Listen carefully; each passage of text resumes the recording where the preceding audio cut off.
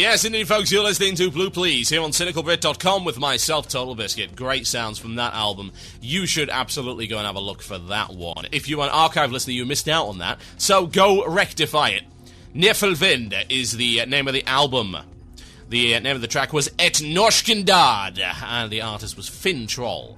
Go have a look for it on Amazon, folks. It's extremely cheap. It's well worth having. It's a fantastic band and a fantastic album. Right. Get on with it. There was a tweet. And then there was another tweet. And then there was another tweet. And then there was a veritable cavalcade of tweets. They were twittering. They were tweetering. They were... dare look upon the host of souls! I shall devour you all! That. I'm alarmed. There was a Twitter chat, ladies and gentlemen.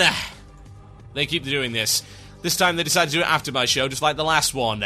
They learned from their first mistake. I applaud them for that, honestly. But that means I get to be the one that ends it. I get the last word. Yes, Blizzard, you can't escape my wrath. Let's have a look at it. Next 2 seconds of the show is going to be about this, folks. This is where all the magic happens. Yeah, baby. That's really disturbing. Let's have a look at this Twitter chat, folks. You can read along. Go check it out on MMO Champion, linking it in the chat room. Of course, if you're listening to the archive, link is available in the CynicalBrit.com show notes. So, let's get started from the top. Haha. This happened on the 26th of February, ladies and gents. Let's get going.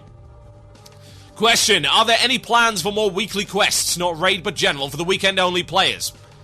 Answer: I like weekly quests because they get you to come back to WoW without making you feel like you have to log on every single night. Sometimes Ghostcrawler likes to go to the bar instead. Thank you, Ghostcrawler, that's really useful. So, maybe, we don't know, because Ghostcrawler's being a frat boy arsehole. Thanks, Ghostcrawler. Let me guess, you go to the bar and you order some natty ice, and you kick back, and you listen to some 50 Cent and you be hitting on the honeys, yo. And it doesn't happen. Because in fact you have no game. That's what I've been told. Reliable inside sources confirm that Ghostcrawler has no game. Now what you think about that? Next question. What happened to the advertised dance studio for the Wrath of the Lich King expansion? Answer: it's still on the list. The list, ladies and gentlemen. So I will answer this in the appropriate tone. It is still on the list. We will always start an expansion with more than we can realistically do, and then shuffle things up and down. WoW is one of those games you just never finish, which is overall a fun thing about working on it. Easy to wizard. That's the answer to that one. So, Dance Studio, coming some point, maybe 2012, maybe 2015. Do I care? No, because it's the most pointless feature ever devised by man. Who cares? Oh, Dance Studio. Yeah, it was really worth spending all of that time creating new animations for all of these different things when you could be creating new animations for bosses that look like they're flailing in the air against the enemy. How can I take that seriously when every boss attack looks exactly the same? Flail. It's like those stupid freaking hardcore straight edge kiddies that used to be at those gigs. I was at a gig a long time ago for a band called Amen, and stupid hard X-core kiddies, man. Windmill thing, they called it. They spun their arms around until I, of course, stomped on one of them's foot and then hit them in the face. Yeah, it's a mosh pit. That's what happens, folks. It's entirely morally and ethically justifiable. Look, that idiot on his arse. Right, here we go. Next question. What is the one thing you're the most proud of in regards to how the Wrath of the Lich King expansion went? I'll tell you what I'm the most proud of, that we survived it and that we're coming to the end of it. Anyway, questing in Northrend took on a whole new meaning, and I can't wait for people to see what happens to off Cataclysm. Yes, that's the only good thing. Even Blizzard realizes it. Even Blizzard realizes that that was the only good thing about Wrath.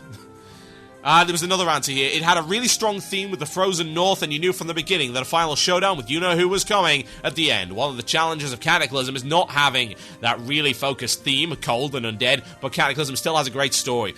Yeah, there you go, see? Even Blizzard realizes what the best bit of Wrath is, and no one actually disagrees with that. The questing, the themes, the story, this perpetually present antagonist, those were the good things about Wrath, and everything else was terrible. Except for bits of Ulduar, and maybe hard modes. So, next question. Is there any chance that Tabards will eventually get their own tab in the character screen? Oh, why do we care? Next question. Will you give us more bag and bank slots to make us able to carry more bags at a time if I say please? We'll have larger bags in Cataclysm.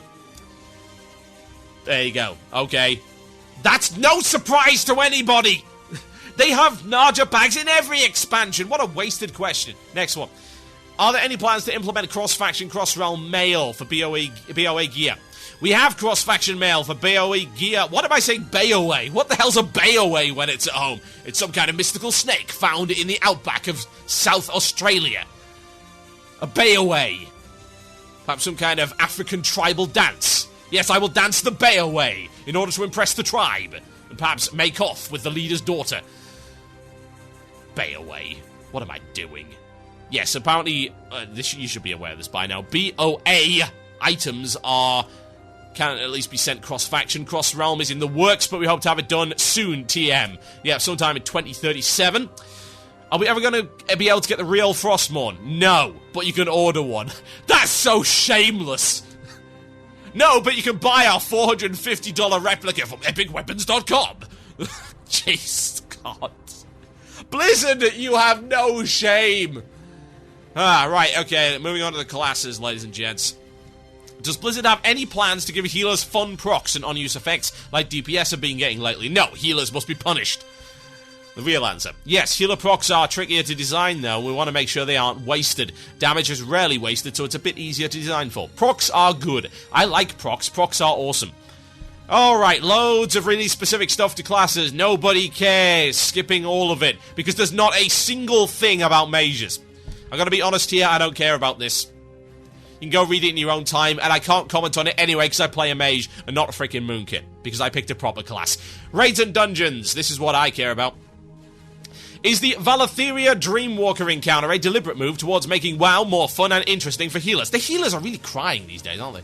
Will we see more encounters like this? Answer is this. We want to make healing more fun. A part of that is letting healers use their whole repertoire instead of just their best spells. Part of it is trying to get healers to look at the battlefield a little bit more and unit frames a little bit less. That, of course, means a little more time in between spamming heals, so you can do stuff like that.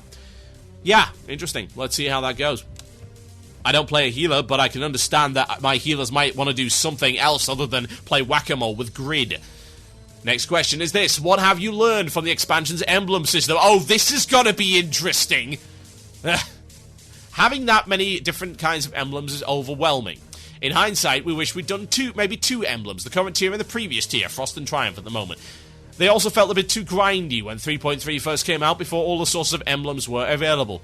That's what you're going to say about it. Really? You're not going to acknowledge the fact that emblems were terrible? That you completely ruined the concept after patch 3.2?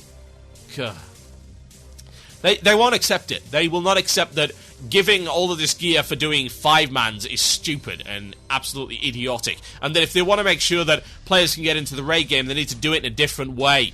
They want to gear up alts and new players, they've got to do it in a different way. I hope that it will not be the same in Cataclysm. That's all I can say about that. I do not agree with giving away epics. No, I don't. Epics should be for epic content. Epics are meaningless these days. Therein lies the problem. They are no longer epic. You might think that that's not all that important, but quite frankly, if epics weren't epic, I'd have never got this! You see how important that is? You see how besmirched I feel, Blizz? Next question is this. With Illidan, you removed attunements to give players more accessibility to the instance, so why have you limited pre-Ulduar geared players from using the Dungeon Finder to enter the new 5-player dungeons that were released in patch 3.3? That is like the absolute worst comparison. Talk about a false dichotomy, ladies and gents. So, here's the answer, and it's a good one. We feel like players using Dungeon Finder need some reasonable guarantee that the other players they get grouped with are going to be able to pull their weight. We don't yet have a robust system for tracking that other than gear. Gear obviously has its problems, so we're looking at smarter ways to do it in the future. The second answer was this: gear requirements are a way for us to help the players have an experience that is more in line with their skill level. We would much rather you not be able to get into the instance than to have you get in there with a group and find out that you can't even tank the first boss. Gear requirements are not locked in stone either. We were updating them as we see fit. Yeah, that's entirely reasonable. What kind of stupid comparison is this, anyway? It's like, well, okay, so back in the day you removed attunements for raid stuff that only about 2 or 3% of people actually managed to kill. So, I'm doing this in the style of a teen comedy, incidentally, most likely involving drugs. So, that means that you should remove the limitations in the Dungeon Finder for new 5-player dungeons that were released in patch 3.3. Did you even think that through before you sent that question in? Now you look like an idiot in front of the entire WoW population. That doesn't even make any sense. It's non-related. It's raid content versus 5-mans. 5-mans that you do on a regular basis. Raid content that is way more selective and that's not even involved in the dungeon fighting to begin with. So, Blizz, you're putting a new battleground in this patch, so can you tell me exactly when the 11th class is being released? Because I think somehow these are tangentially related. Just go to hell. Next question. You talk a lot about changing how we heal tanks, but will aggro ever come back as a challenging part of the game? God. So, it's a good question. Let's see what they have to say about this. Not sure. This is something we discuss a lot. I even had a meeting on it this week. On the one hand, some tanks felt like the way to distinguish themselves was to generate maximum threat per second. Yeah. Okay, what else are they going to be doing? The point of a tank is to keep threat. Of course that's the way to do things. On the other hand, threat is a pretty invisible part of the game. It's limited to the UI at best. And I know when I tank that I always feel pretty emasculated when someone actually pulls off of me. It's challenging, but is it really fun? This is the kind of thing we want to get more feedback on. But that doesn't even make any sense either. It's like, yeah, I understand that tanking should be made more interesting, but that doesn't address the question. It's a dodge. Huh? Will aggro ever come back as a challenging part of the game? Other than not sure. That's all you got to say, and then some tangent over there. At the end of the day, there's a lot of things that were good parts of the game which have disappeared in Wrath and should be dealt with. CC is one. Aggro is another. Aggro should be handled. No, DPS should not be able to go all out all of the time, and tanks should, of course, be dependent upon to generate maximum threat. That is what they're there for. Accept that. I can't imagine why they'd just take that out of the game. Too hard, maybe. Next question is this, folks. How do you feel about the limited attempts mechanic that has been used in Trial of the Crusader and Ice Crown Citadel? They say, we're not crazy about how they worked out. Really. They were designed in essence to save players from themselves. In the past, some people would make 400 plus attempts on a new boss. That's not healthy. At some point, you're not measuring skill but tenacity. Yeah, that's not what happened. Guilds just made alts to get around the limitations, and things like disconnects and accidents made losing an attempt really frustrating. Yeah, Blaze, you should have realized this. Like, it's okay, guys. We can totally fix the problem, quote-unquote, of hardcore guilds. We're definitely, absolutely, without a doubt, want to get rid of choice. Individual choice within the game. Oh, yeah, absolutely. That's gotta go. Individual choice is dangerous. Scary. It might even be involved, oh god, in a world where individual choice has been removed. One company is here to save the day. Coming this summer, no choice whatsoever in your MMO. Rated PG-13. Oh dear. Oh god. You don't have the right, Blizzard, to tell people how they should and should not play. If people want to raid a boss 400 frickin' times, then for God's sake, let them. It serves no purpose to limit it. Like you said, they just created alts. What the hell did you think was gonna happen? Oh, I'm sorry, guys, we're out of attempts, so please log off for the rest of the week. Don't be incredibly stupid, please. In fact, don't even be slightly stupid. Don't even be stupid in a sort of moderate manner. Don't be stupid in any way. For God's sake, where's your foresight? This is your game.